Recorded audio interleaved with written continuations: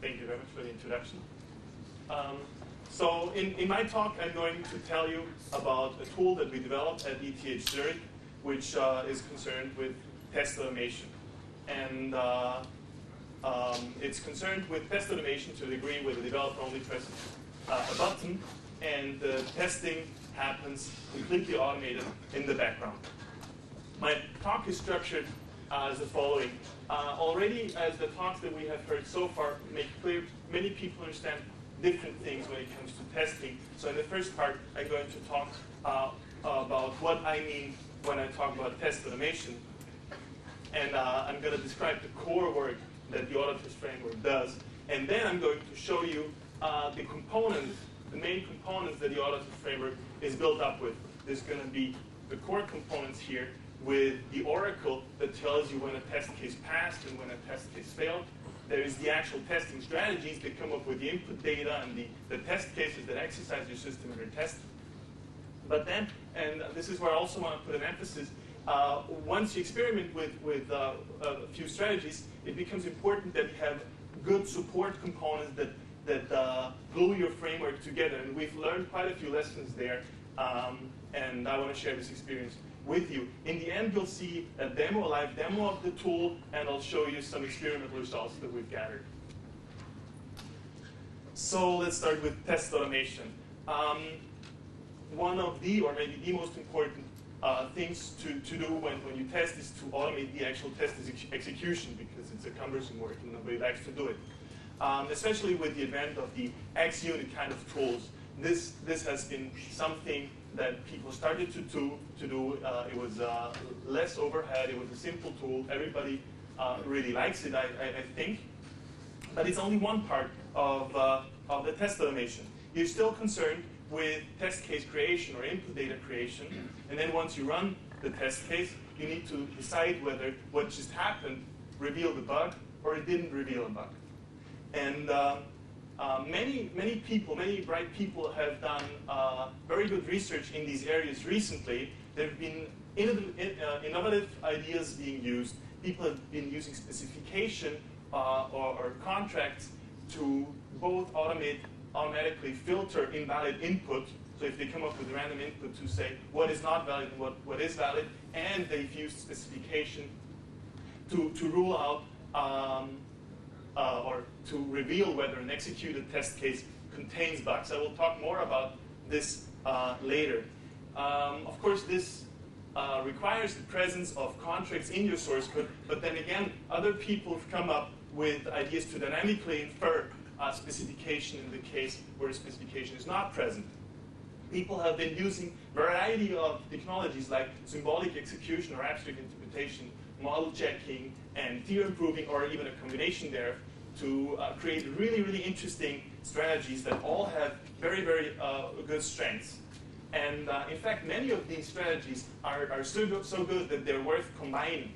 And this is exactly what we tried to do in AutoTest. We tried to provide a framework where good ideas can be combined, and then basically we get a best-of-breed framework. Once you start doing that, so you put together a framework that can execute tests, and you experiment with various ways to do strategies, and I'll tell you about a few that we've implemented, and you put in an oracle. Other things also become interesting as soon as you start to use your library on real-world code. Things like scheduling. How do I find out or to evenly test my source code? Test case minimization. If you use really, really tricky and abstract technologies to test your source code, you still want to present the user a very simple bug reproducing example so that he has an easy start starting debugging from where you stop. When you test for a very long time, you want to have the execution robust. I think this has already been mentioned today. Nothing is worse that you test and you can't actually see your test results because at some point something happened that brought your system down. So you want to have robust execution, or at least retrieve the results as long as you can. And there are many other aspects here that I'll talk a word or two about. So the title says push button testing. Let me clarify what that means in our context. We really try to have a system where the user pushes a button, and then for code that he just wrote, we can automatically create the input data, run the actual test cases, and then judge whether there were bugs or not. With one requirement, though, and that is the software needs to be equipped with contracts in the form of executable specification. So we're targeting Eiffel. I don't know how many of you are familiar with the language. Oh, it's quite a few, so I don't need to talk too much about it. Basically, you have preconditions, postconditions, and invariants. And precondition, well, yeah, we'll see later on anyway. A system such as this can be envisioned to be used in several scenarios. For example, the testing over lunch scenario where all morning you write new code and then you go for lunch, but right before you push the button, test gets exercised, and as you come back, you have a bunch of bug reports, and then you're busy all afternoon too, right? You can test overnight, have it on a server. Continuous testing has been mentioned several times. You can either do it in the background of your IDE, or you have a separate testing server that is integrated with your continuous build infrastructure, things like that. A central part of why we can fully automate our testing is the executable specification. In actual, it's called design by contract. Let me give you a quick refresher on how this works here in the form of a square root function. So it's a function that computes the real square root of a real input variable. And what you have here is a required keyword, and then the predicate, the implementation, which I omitted here for brevity, and you have the ensure keyword, which basically gives you the post condition.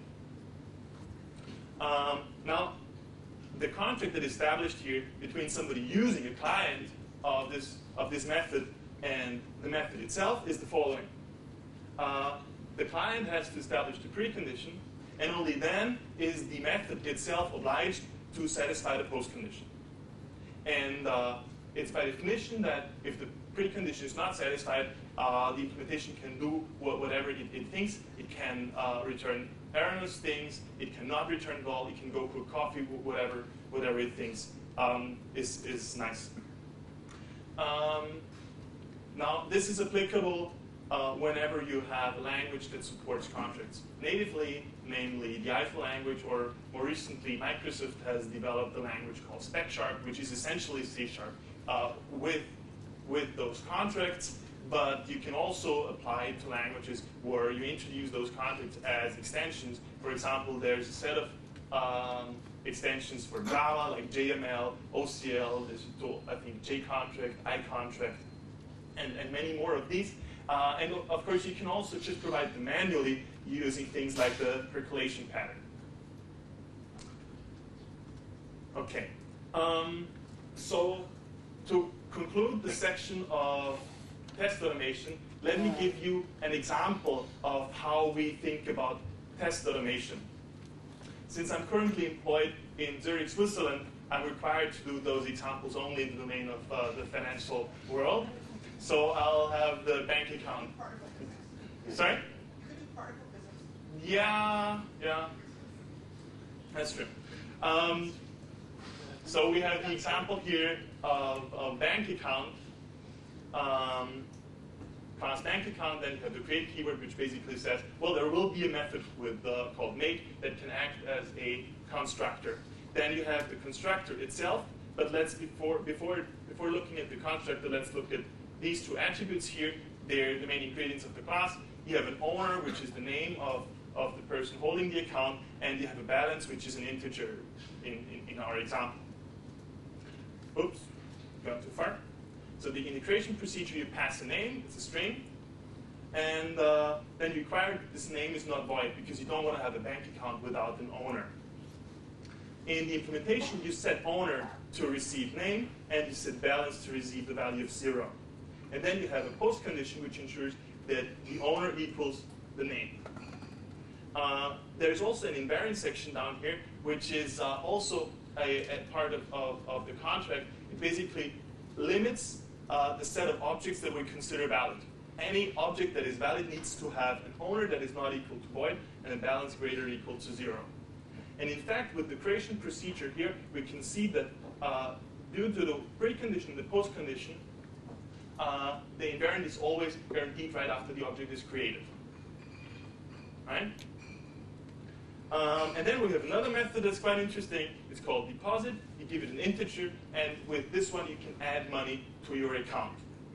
The implementation is quite straightforward. It basically adds to the balance, and then the post condition just restates that the new balance equals the old balance plus the value that you've transferred. All right. Now we do have this class. We have the contracts in there. They're not particularly sophisticated. How can we use that for testing? Let's look at how we would invoke the AutoTest testing tool on such a system. Well, first of all, you need to invoke it. It's a command line tool, so you type AutoTest. The next thing is you give it an ACE file. This is basically in Eiffel what in C is a make file, or in Java is the class file. It basically contains the list of directories that contain the classes that make up your application or library.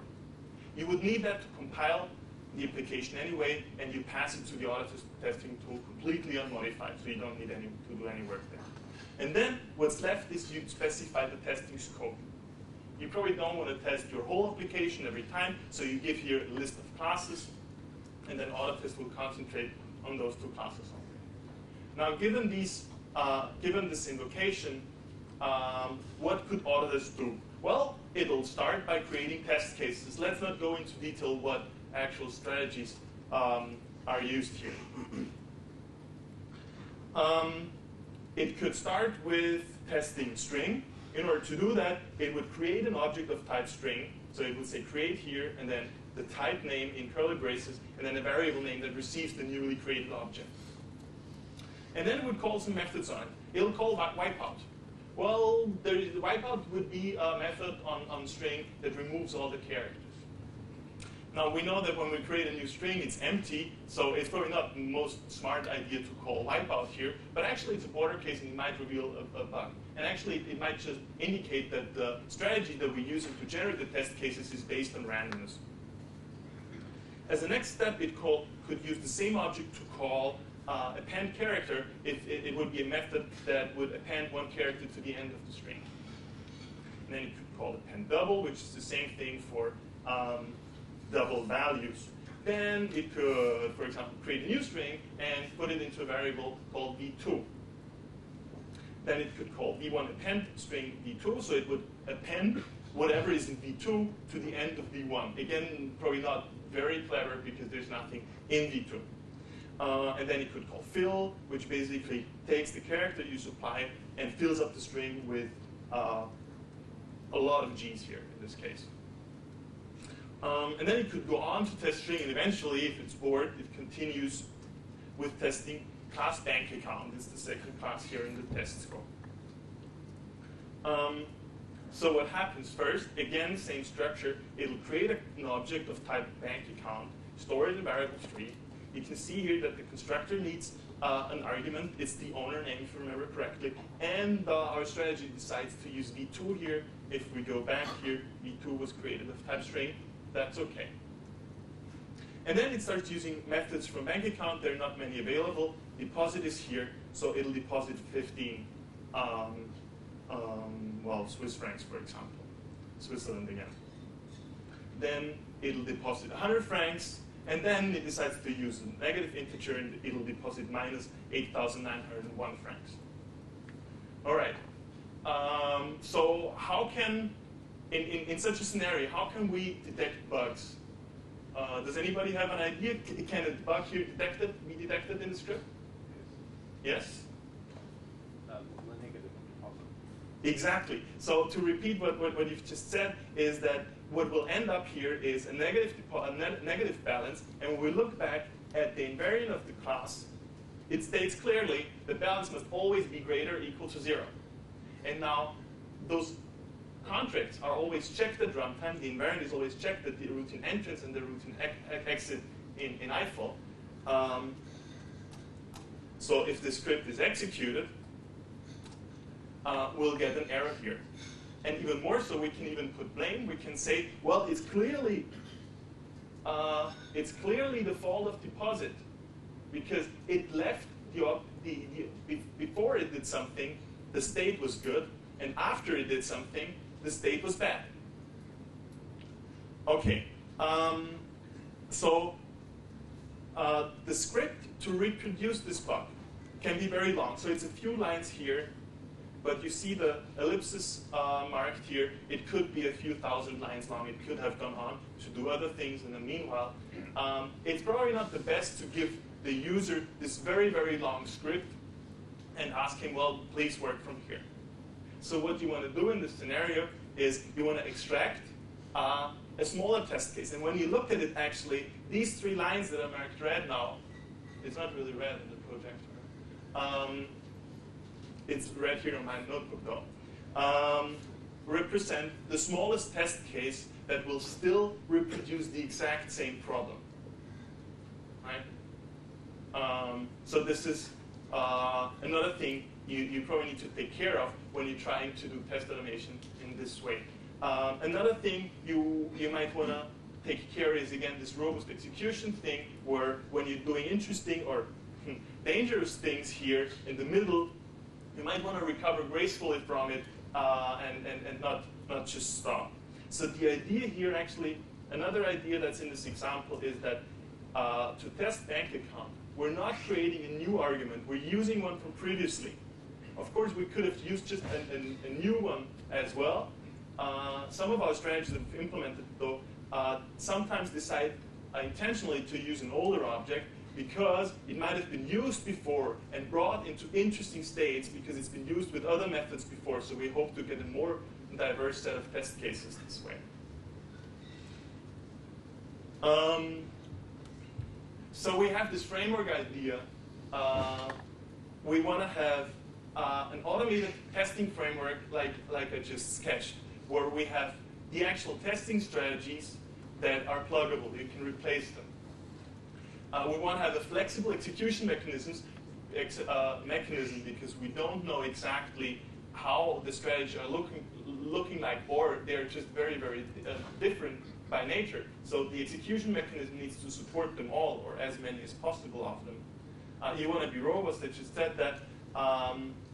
One of the benefits of having such a framework is that you have a unified interface for the user, and you always ensure that you stay push button because the user interface of the tool enforces it. You always just give it the system and the scope.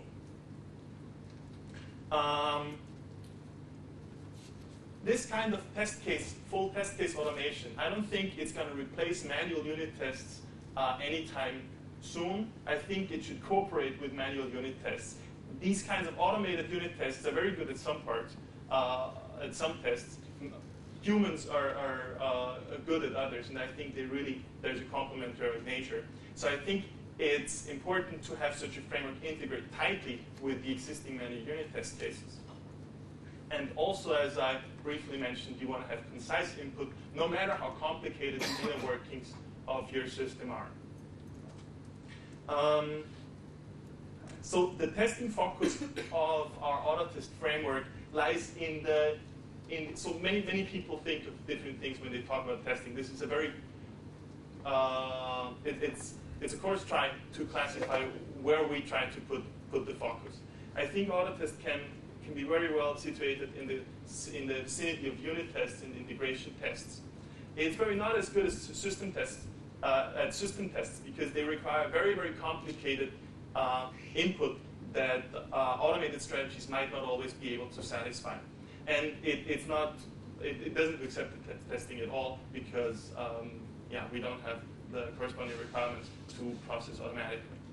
On the other hand, if you do have created unit tests or integration tests that reveal the bug, due to integration with manual unit testing, you basically can feed back an extracted form, an extracted witness of the automatically generated tests to your regression test to be executed next time around. So if you have, for example, an automated strategy, you'll be sure that this interesting case, because it revealed the problem, will be executed next time around, and not only has a chance to being executed next time around.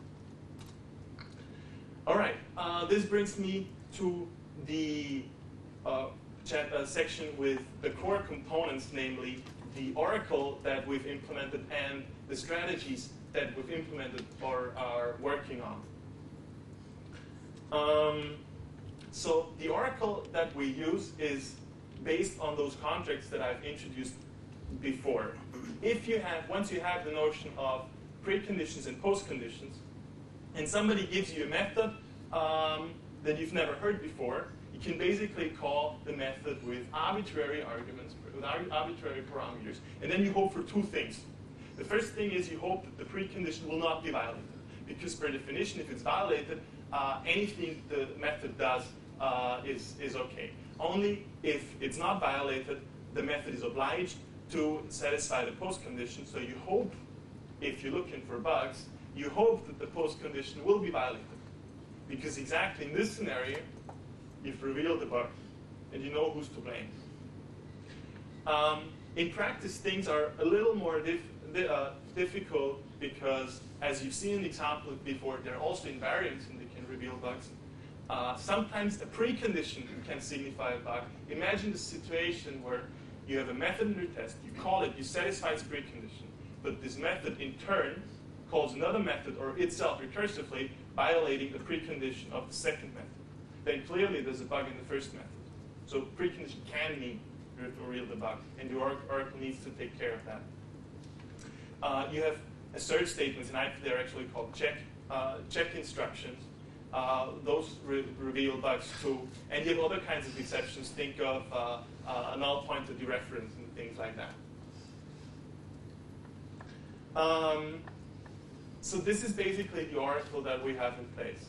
Now I'll introduce very briefly 5 strategies that are either already ready for use or we're still working on. The first of these strategies is the random testing strategy. It's the first one that we've implemented because it's rather simple.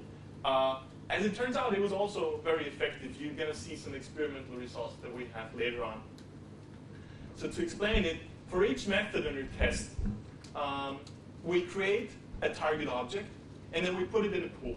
This pool is basically this V1 and V2 that you've seen before, and we keep this pool around not only for one test case, but we keep it as long as possible in order to get as diverse object as possible.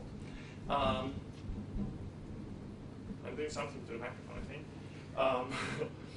And the next step, for each parameter of the method you want to call, you're also going to create an object and you put it in the pool.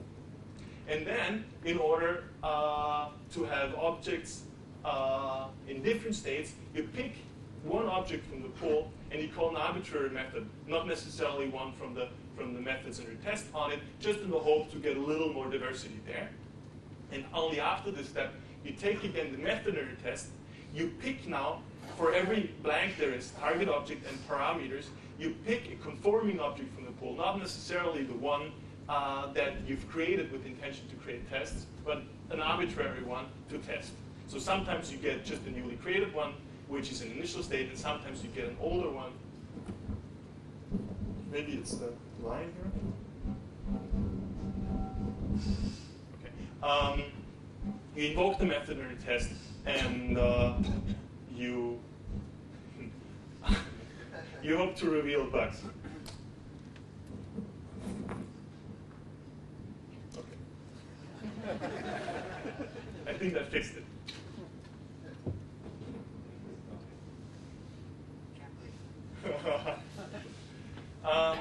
And then there's a follow-up strategy to this one that we're currently working on, which is based on the idea of adaptive random testing. Adaptive random testing can be best explained using objects that are in the two-dimensional domain. For example, if you've already several objects to choose from when testing, like depicted here, those empty circles, then the first time around you're going to pick an arbitrary. Okay. Now the one that we've picked arbitrarily is marked with blue, and then the second time around, the idea is to not use a value very similar to the one you've already picked. So in order to pick one that is rather different, you're going to measure the distance to all the other input candidate objects, and then you're going to choose the one with the largest distance. And then you also mark it. And in the next turn, the third round of testing, you're going to calculate the distance from each point in the candidate input set to all objects that you've already used. And the one with the biggest average distance you're going to choose next. And then you continue like this. And the strategy that we're developing in search for this does this not only for objects in the two-dimensional domain, but we can actually do this for, or will be able to do this for arbitrary objects, compound or not. Another strategy, another experimental strategy that we have is based on a planner as they use them in the domain of artificial intelligence. Those planners are typically used to guide robots through mazes, so they have a description of their maze, the world, some actions that they can take in this maze, and then they have an initial state, which basically is the coordinate where the robot starts out, and then they have goal states, which is a set of places where the robot should end up in. And then they ask the planning system, and the planning system gives you a plan, which is basically a sequence of actions, in the simplest case, that when executed on the robot will get the robot from its initial position to a goal position. Now we've transferred this model to software testing, and we've said, well, we describe the software system as the world. The initial state is where no object is created at all. The goal state is any state where there is at least one object with corresponding parameters that satisfy the method under test. And then you give this to the planning system, and you end up with a sequence of instructions, which basically is already your test case. And this can be used to satisfy preconditions that are tough to satisfy randomly.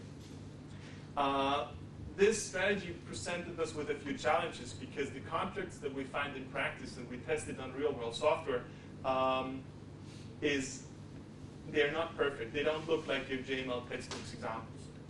So what we needed to augment this with was a learning process. We had the planning strategy come up with not the ideal plan, because it turned out that was not feasible, but with some plan. And then as we were executing the plan, we learned about misconceptions we had about the world, that is the software system. And then during the execution, we replanned to make up for these mistakes. And this, in turn, was one of the motivators where we said we really need a flexible execution mechanism where execution and test case creation can be interleaved seamlessly. And then there's another strategy that we're still working on, which is based on forward testing. Now, the planner-based strategy, the thinking of the planner internally acts backwards. So you start the planner internally in its mental mode, puts himself in the goal state, and then goes backwards in each step. And as soon as it reaches initial state, it shows you the plan. In forward testing, we do the reverse thing, only without the planner. We start with newly created objects, and then we move forward, not only in a planning mode, but in real life. And as soon as we think that our abstraction of the state, we've already seen it, then we'll restart with a new sequence. And the last strategy that we also have already fully implemented for the AutoTest framework is it's an interesting one because it's an automated strategy to support manual unit test cases. So with manual unit test cases, I mean your regular X-unit kind style test cases. In order to stay true to the original idea of push-button testing, there were a few things, though, that we needed to do. The way you can use it now is that you put your manual unit test cases into your system that you're compiling to build your application. And then the automated tester will detect all manual unit test cases simply by the fact that they all inherit from this test case class. And then in the next step, we still want the user not to tell the system what test cases to execute. We still want him just to give the test scope.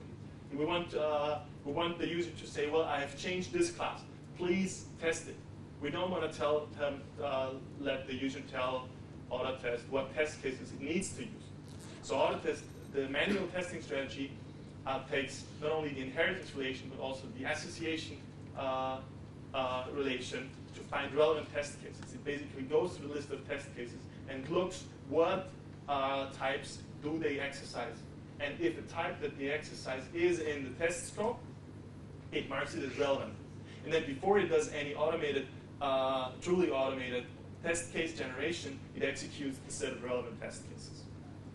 Now this strategy is important because it closes the loop. Once an automated, it not only supports the existing manual unit test, but it also closes the loop that if an automated strategy reveals a bug in the form of a script, you can downsize the script to a reasonable size and then convert it to a manual unit test, put it in the system, and the next time around, it'll be run as part of the manual unit test integration with no extra magic. And for our implementation, we're able to reuse the Oracle that we've implemented unmodified for manual unit testing. All right, so much for the core components that were the Oracle. How do I test whether a test case passed? Do I verify whether a test case passed or failed? And the strategies that actually come up with the input data and the test case itself. And now we'll move on to the supporting components that we found necessary. So I start with a picture that will coarsely show you the architecture of the AutoTest framework. I'm not going into too much detail here. We're going to see this picture again a bit later on. The important thing for now is this dividing line here. You see that we have a master and an interpreter. The purpose of the separation is to have robust testing. The master process is the brains. It knows what to test. It knows, or it at least thinks it knows, in what order to test things, what arguments with. It knows everything. The only thing it doesn't know is actually how to execute the system or test. Only the interpreter, the slave, or the muscles know this. So basically it communicates, and in the AutoTest framework, it just communicates via standard input, standard output channels, requests to execution, and then the interpreter does that and responds back. What we get here is the brains that knows what it wants to do and what it did already, even in the case of a disaster in the interpreter, is able to recover gracefully. We're going to see that on the next slide a little bit in more detail. Another advantage is that for the random-based strategies, we can keep objects around for longer because we don't have this notion of run a single test case, stop, and run another one. It's all one seamless test case in the end. And it also allows this direct execution of instruction per instruction, this seamless integration or interleaving between test case creation and execution like the planning strategy needs. So here we see a scenario of how the test driver, the master, communicates with the interpreter. In the beginning, the test driver starts up the interpreter and initializes it. And then it sends a request to invoke a method, which the interpreter will do, and then it responds back with a status message, which is basically either yes, the message completed successfully, here's the output, or no, it triggered an exception, here are the details about the exception. Everything is fine. The test driver records this information and goes on with the next invocation request. It does that, and now in this scenario, at this point, the fatal error happens.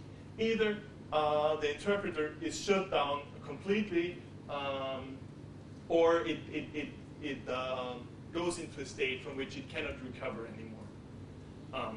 Now, the test driver in such a case will wait for a certain timeout and then assume that the interpreter is of no use anymore.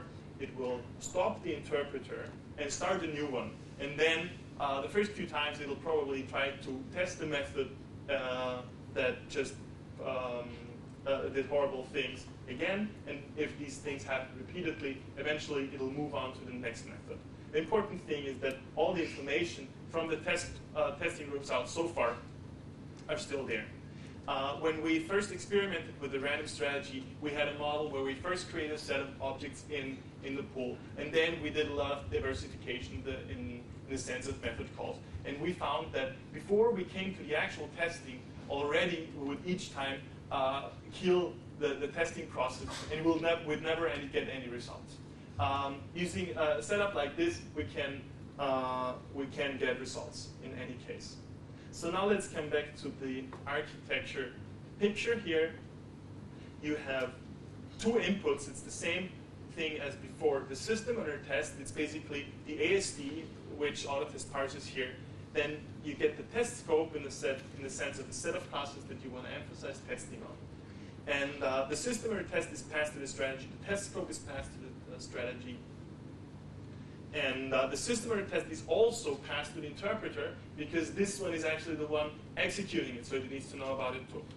Now, inside of the master process, there are a few other interesting components. There's a strategy, or several strategies that they're replaceable, that look at the system under test and then decide how to test. They forward the request to the proxy, because you don't want to serialize and parse the answers from the interpreter all the time. Instead, this is outsourced to a separate component, and then the proxy returns the result if asked for by the strategy, and also to the oracle, which then judges what just happened is either a bug or not, and then generates the results accordingly. All right. So again, here would be the invocation of the AutoTest tool. You start out with the command line tool. You give it the assembling description, the compilation file, and then you tell it what to test from the system that is described in the assembling file.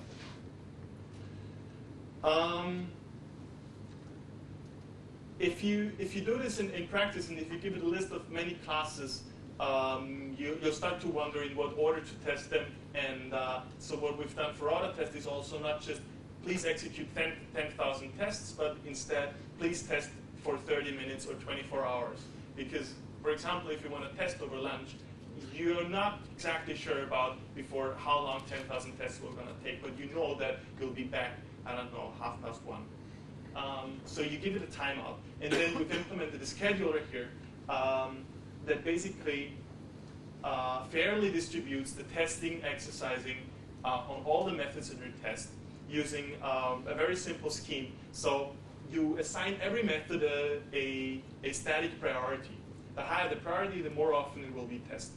So here, for example, we would have bank account deposit with a static priority of 2, and we would have string fill with a static priority of 1, and string wipeout with a static priority of 1.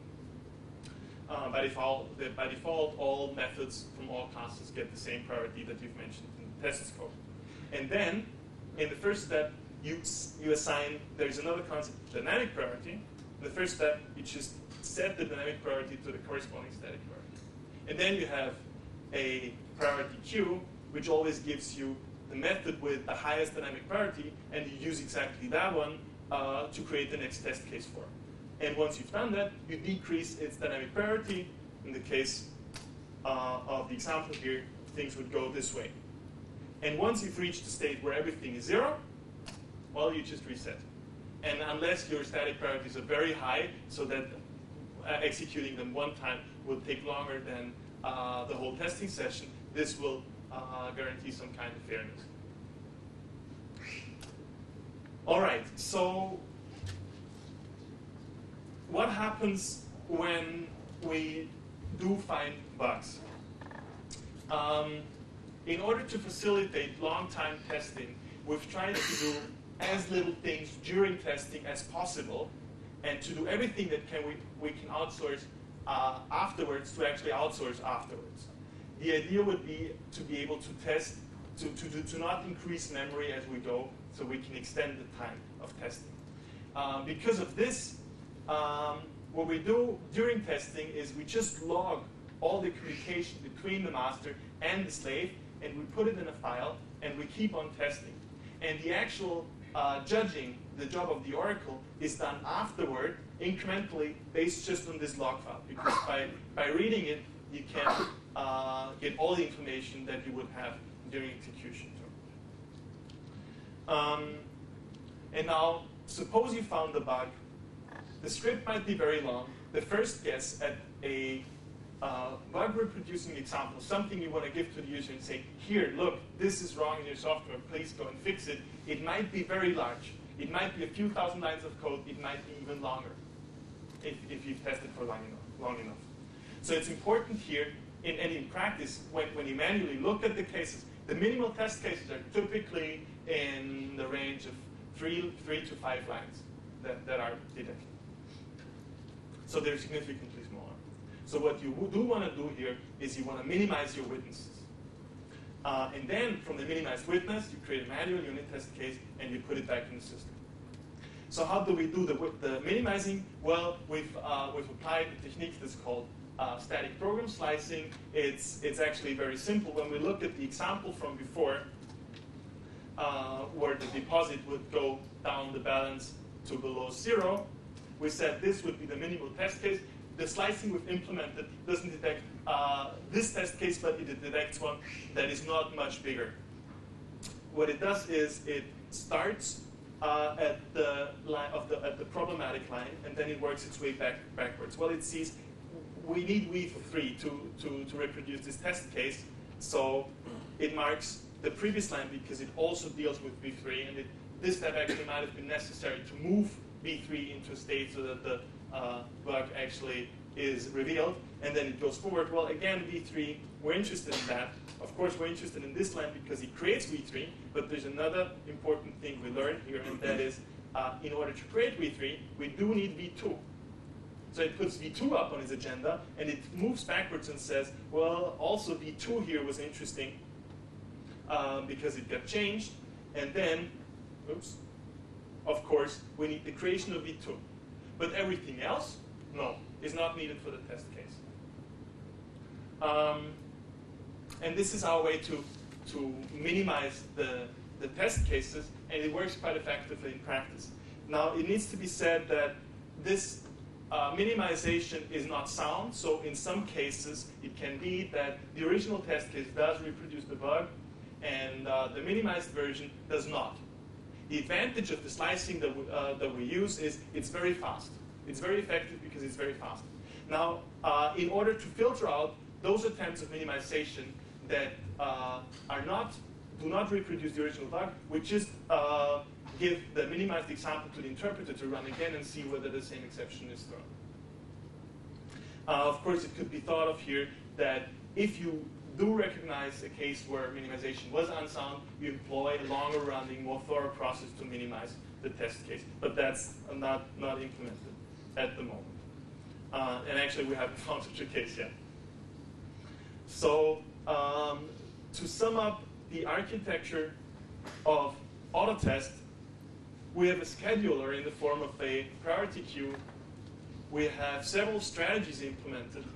The random strategy, the adaptive random strategy, a planner-based strategy, making use of a tool from the AI domain, a strategy we call forward testing, and we integrate manual unit test cases into our set. Then we have an oracle which is based on contracts. It reveals bugs automatically if the source code is equipped with executable specification. And then in the end, we minimize our test cases because they can end up being very, very large. And we have an interpreter that we tweaked so that it provides a very flexible vehicle for the strategies to work with. Right, this brings me to the demo. I haven't mentioned yet, AutoTest is a release tool. You can get it from this website. It's released in both binary and open source. Well, it's released as open source. You can get the binary or the source code and play with it. It's released in a license that's it's not BSD without advertising, but it's equivalent, so you can basically do whatever you want with it. All right. So here's the demo. I'm going to invoke it from the command line similarly to what I've shown you in the slide. So this is the name of the tool. I give it the verbose option. This is just so that you see what the tool is doing while it's doing it. Then I'm a little cheating here. I'm saying just test. Basically, this skips the step of the interpreter compilation and generation, which I've done before to save time here and be a little briefer. And then I specify a timeout. I say, please stop after 5 minutes. And then I give it the system.ace file, which contains the list of directories that contain the classes I want to test. And then I say, please test class bank account and class string, and we'll put in class linked list to the set as well. I'm executing it, it's parsing the system now, and then, well, that's, let me just set, I think I forgot to set some environment variables, and it's using the wrong version of the tool. Let me try this.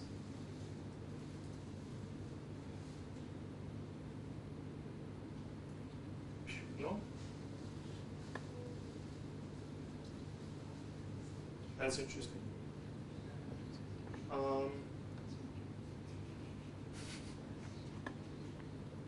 Wow. What just happened here? I just did this, right?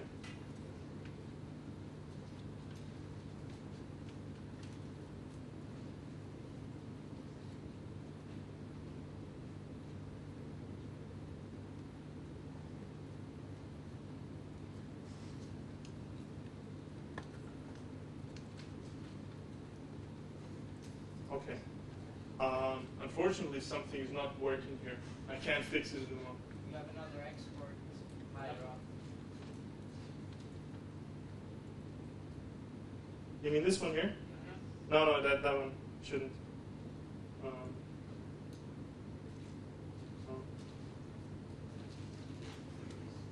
I'm just, yeah. No, I'm really sorry. It doesn't buy you anything, but it worked this morning when I tried it last. Phew. Well, it didn't work. I have the results pre-generated for this case. So what it does, it generates a set of HTML files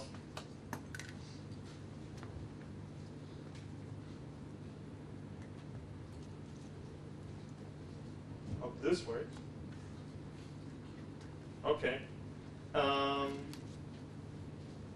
So you see the bug statistics here. These were the classes that we've selected for testing. And in these 5 minutes that we've just run the testing tool in, we've discovered tests in all 3 of these classes. In class bank account, you can see the deposit method. And what you see here then is just the already extracted test case. I'll move this a bit over here.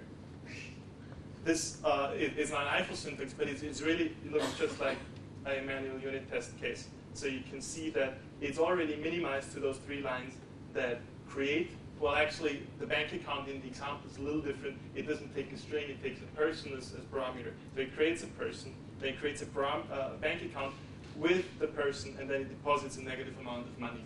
And you can see from the variable number here, V66 and V67, that this happened actually somewhere down the road and has only later been minimized.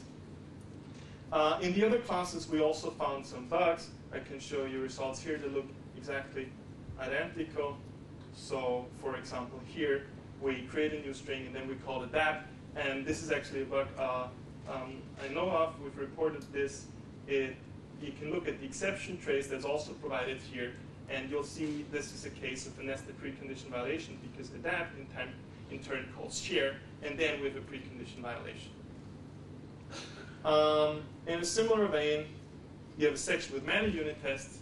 So manual unit tests were selected that the system found are relevant, and we have a few bugs revealed through this as well. And then you have a section called other classes. Since we have this step that we call diversification, methods are called that were not originally meant to be tested. And in some cases, we do find bugs during those method calls because they have precondition and postconditions as well. And then if we do find those bugs, we mark them just as well. Okay, let me go back to the slides from this very successful presentation and show you experimental results that we've collected back in insert it. So we've run this pool on quite a few libraries. Here are a few of those results that we have. We've run it on Eiffel base, which is basically the Eiffel standard library. We've run it specifically and with a longer running time on baseless structure, which is this data structure library from the standard library. We've run it in a library called Google Math, which deals with mathematical things. And then we've run it on an application called Dr. C, which parses C declarations and then tries to describe them to you in plain English. And then we've revealed whatever we found here. We did this using the random strategy only. And I'm not going to read the numbers to you, but you can see that even though it's just a random strategy, we already revealed quite a few problems here in the source code. All right, so to sum it up, I've presented to you the AutoTest framework. It's a push-button testing tool using contracts, and the actual testing strategies that come up with the test cases are pluggable in this framework. We have several strategies already or in the works. We do find real words whenever somebody gets a software to run. We have robust and flexible execution tool. We try to keep objects around for as long as possible, and we think that's a good idea. We tightly integrate with manual unit test cases, and we minimize the test cases in the end because we keep objects around for a very long time. Thank you very much for your attention. Are there any questions? Actually, I have the mic, so I'll go for the first question. I'm just trying to summarize, and you know, first of all, thanks a lot for the talk. I think it was very good. But to summarize what the software actually does, is it safe to say that it's an automatic test case creator by sort of inspecting code and given certain constructs of the code, it constructs test cases from it. Does that summarize it well? Yes. Okay, so then a follow-up question to that would be, have you heard of this software or this company called Agitar that has something very similar, I think?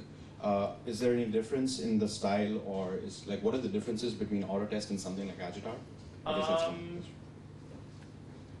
So the actual strategies, I think, are different, and so I'm not aware how far Agitar has this framework aspect to actually replace the strategies they use.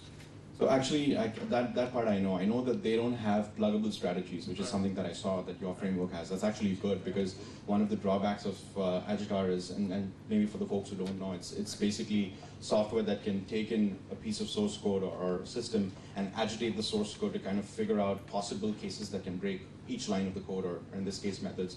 But what they don't have is something that AutoTest has, which is pluggable strategies, which is kind of the good thing. Right. But I just want to know, in terms of the sort of the general approach, is there any difference? Or? No, I think it's very similar. And I think there's not only Agitar. I think many people currently have done or are working on very interesting ways to come up with those test cases. And we want to do that too.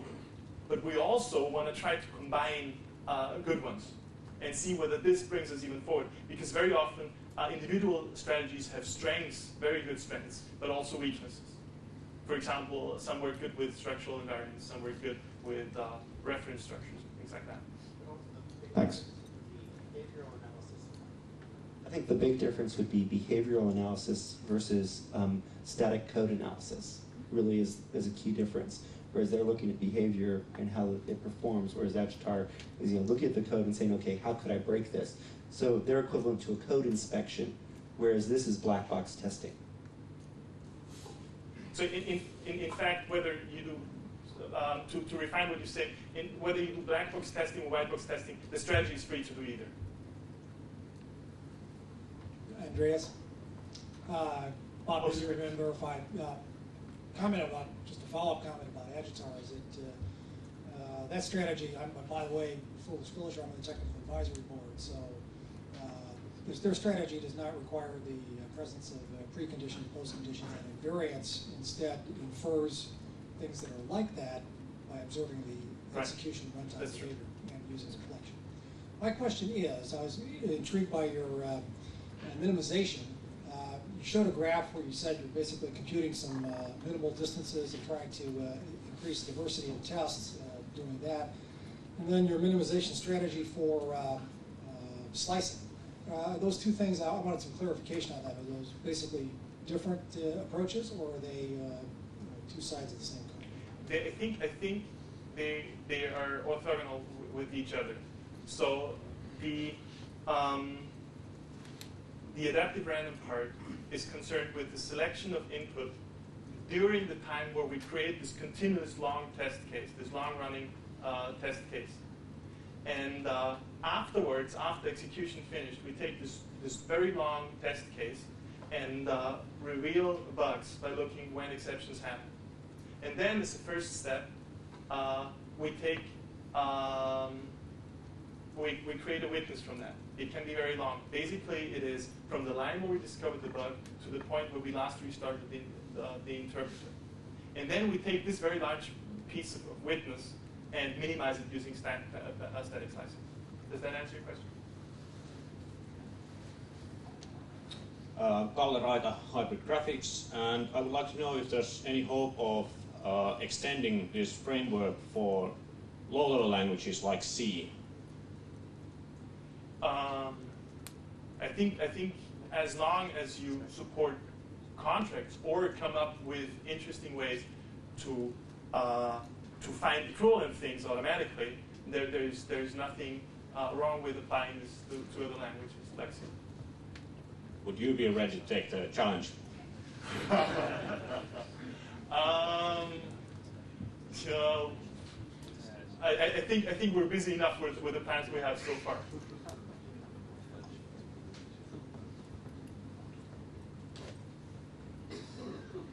You mentioned spec sharp early on in the presentation. Has this framework already been extended to encompass that, or is it planned to? No, we're currently just concentrating on that.